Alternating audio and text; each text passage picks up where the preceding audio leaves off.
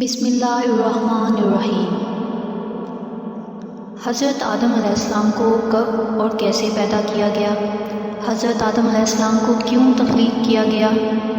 ابلیس نے حضرت آدم علیہ السلام کو سجدہ کرنے سے کیوں انکار کیا؟ اگر آپ ان تمام سوالات کے جوابات جاننا چاہتے ہیں تو ویڈیو کو اینڈ تک ضرور دیکھیں۔ انسانوں سے پہلے زمین پر جنات آباد تھے۔ یہ کئی ہزار سال تک حکومت کرتے رہے، آسمان پر آتے جاتے تھے، زمین کی فصلوں سے فائدہ اٹھاتے تھے۔ پھر انہوں نے زمین پر قتل و غارت گری شروع کر دی۔ ان کی خون ریزی کی وجہ سے اللہ تعالیٰ نے فرشتوں کو حکم دیا، جنات کو زمین سے دور کر دو تاکہ ان کے فساد سے زمین پاک ہو جائے۔ اللہ کا حکم سنتے ہی فرشتوں نے جنات کو مار مار کر پہاڑوں، جنگلوں اور جزیروں میں پہنچا دیا۔ ابلیس یعنی شیطان بھی ان میں شامل تھا۔ اس کا نام عزازیل تھا۔ اپنے علم اور عبادت کی زیادتی کی وجہ سے دوسرے جنات سے بڑھ چڑھ کر ممتاز اور فرشتوں میں رہتا تھا۔ جب جنات کو مار مار کر پہاڑوں وغیرہ پر دھکیل دیا گیا تو یہ فرشتوں کے ساتھ آسمان پر گیا۔ اس نے باری تعالیٰ سے عرض کی، یا باری تعالیٰ، میں اور میری اولاد ان فسادات میں شریک نہیں تھے۔ فرشتوں نے بھی اس کے علم اور عبادت کی وجہ سے اس کی سفارش کی۔ اس طرح یہ فرشتوں کے مار سے محفوظ رہا اور اسے جنگلوں اور پہاڑوں کی طرف نہ دھکیلا گیا۔ اب یہ فرشتوں کے ساتھ رہنے لگا اور اللہ تعالیٰ کی پہلے سے بھی زیادہ عبادت کرنے لگا۔ ساتھ خود کو زمین کا مالک سمجھنے لگا، کیونکہ کوئی اور جن زمین پر نہیں رہ گیا تھا۔ اب اس نے کیا طریقہ اختیار کیا کہ اللہ تعالیٰ جب فرشتوں کو کوئی حکم دیتے تو یہ بھی سن لیتا اور ان سے پہلے لپ کر وہ کام انجام دے ڈالتا، یا فرشتوں کے ساتھ اس کام کو انجام دیتا۔ اس طرح آسمان میں فرشتوں کے درمیان اس کی قدر میں اضافہ ہو گیا۔ ان حالات میں یہ امید کرنے لگا کہ اب اللہ تعالیٰ اسے زمین میں اپنا خلیفہ مقرر کر دیں گے۔ پھر اللہ تعالیٰ کا ارشاد فرشتوں تک پہنچا، بے شک میں زمین میں اپنا خلیفہ مقرر کرنے والا ہوں۔ اس ارشاد سے اس نے جان لیا کہ یہ قدر اور منزلت اللہ تعالیٰ اسے نہیں دے گا۔ اس طرح اس میں حسد کا مادہ پیدا ہوا۔ اللہ تعالیٰ نے جنات کو لو والی آگ سے پیدا فرمایا تھا۔ ان حالات میں اللہ تعالیٰ نے حضرت آدم علیہ السلام کو پیدا کرنے کا ارادہ فرمایا۔ اللہ رب العزت نے فرشتوں سے فرمایا، بے شک میں زمین میں ایک خلیفہ پیدا کرنے والا ہوں۔ اللہ رب العزت کا یہ اعلان سن کر فرشتوں نے جان لیا کہ حضرت آدم علیہ السلام اللہ کے برگزیدہ بندے ہوں گے۔ ان کی پیدائش سے پہلے ہی منادی کر دی گئی ہے، اور یہ کہ وہ اللہ کے نائب ہوں گے۔ یہاں تک تو انہوں نے کچھ نہ کہا، لیکن جب انہیں معلوم ہوا کہ حضرت آدم علیہ السلام کے خمیر میں شہوت اور غصہ وغیرہ رکھے گئے ہیں تو انہوں نے نہایت انکساری سے عرض کیا، الہی، ایسے شخص کو خلیفہ بنانے کی کیا ضرورت ہے؟ تیری تسبیح کے لیے ہم فرشتے موجود ہیں۔ یہ زمین میں فساد کرے گا، خون بہائے گا، اور ہم تیری تسبیح کرتے ہیں، تیری پاکیزگی بیان کرتے ہیں۔ اس پر اللہ تعالیٰ نے فرمایا، جو میں جانتا ہوں وہ تم نہیں جانتے۔ فرشتوں نے یہ بات اعتراض یا حسد کی بنیاد پر نہیں کہی تھی، انہوں نے جنات کی حرکات کو دیکھا تھا، اس لیے یہ بات کہی تھی۔ فرشتے چونکہ نوری مخلوق ہیں، ان میں حسد اور غصہ وغیرہ ہے ہی نہیں، جبکہ اور ہر مخلوق میں یہ چیزیں ہیں، اس لیے انہوں نے یہ بات کہی تھی۔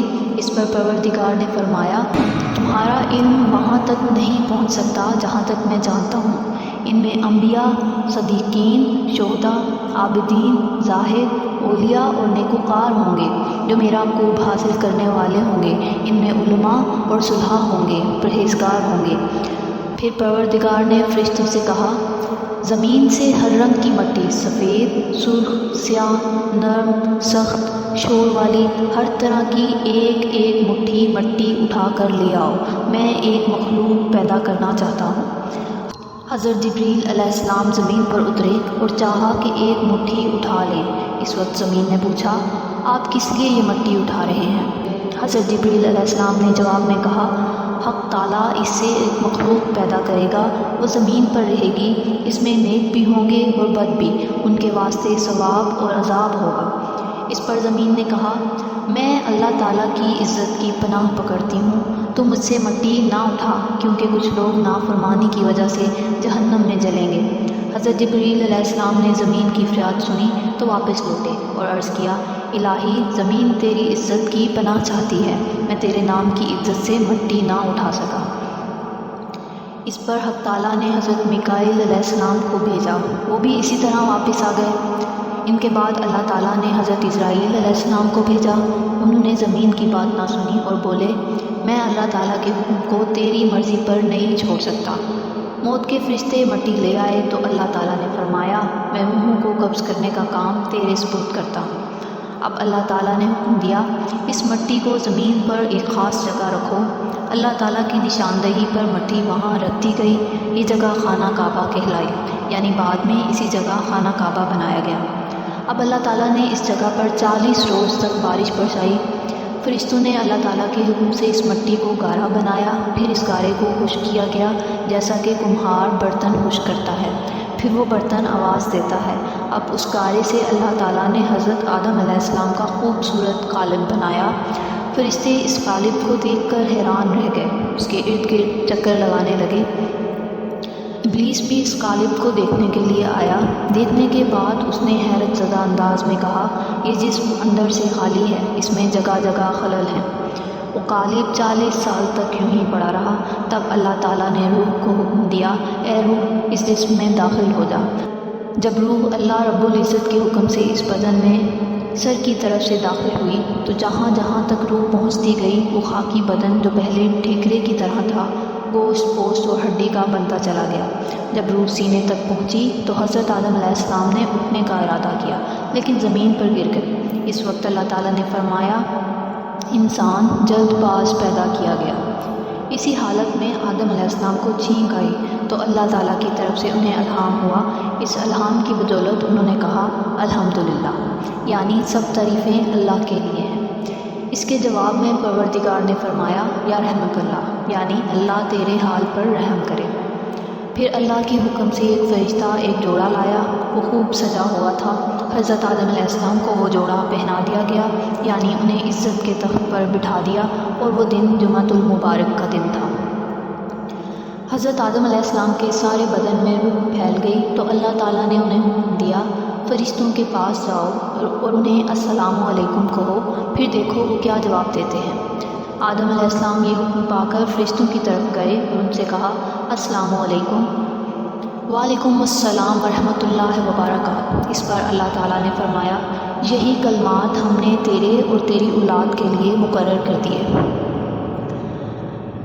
اب رب العزت نے ان کی کمر پر اپنا دایاں ہاتھ پھیرا تو ان کی پشت سے جس قدر نیک بخت لوگ قیامت تک پیدا ہونے تھے، ان کی صورتیں حضرت آدم علیہ السلام کو دکھائیں۔ پھر دوسرا ہاتھ ان کی کمر پر پھیرا تو جتنے بدبخت لوگ قیامت تک پیدا ہونے تھے، انہیں آدم علیہ السلام کو دکھا دیا۔ آدم علیہ السلام نے اپنی اولاد کی صورتیں دیکھیں تو ان میں بڑا فرق نظر آیا۔ ان میں خوبصورت، بدصورت، دولت مند، مفلس، لمبے قد والے، چھوٹے قد والے، اندھے، لولے، لنگڑے، غرض ہر طرح کے انسان تھے۔